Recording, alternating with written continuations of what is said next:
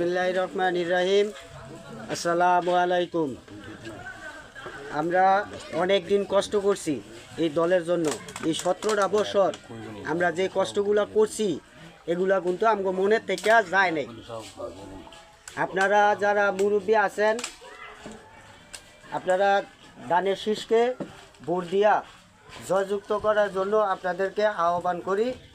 আপনারা যেভাবে হোক আমাদের সেক্টর থেকে দানের শীষকে জয়যুক্ত করতে হবে। আমরা নিজেও ইনশাল্লাহ চেষ্টা করব এবং আমরাও দেখব কিভাবে এটারে জয়যুক্ত করা যায়। এবং আমাদের যারা আগের গতিতে কষ্ট করছে হেরা কিন্তু অনেক পরিশ্রম করছে, কেউ ঘুমাইতে পারে নাই শান্তিতে, কেউ খাইতে পারে নাই। আমার হালিম মামু আছে, এরপরে আমার বড় ভাই আছে, অনেক নির্যাতিত হয়েছে।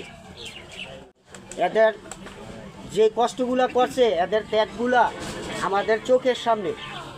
এখন যে একটা সুযোগ আসছে এই সুযোগটা যদি আমরা কাজে না লাগাইতে পারি তাইলে আর কোনো দিন আমাদের হবে না, সম্ভব হবে না। এই বলে আমার বক্তব্য শেষ করছি।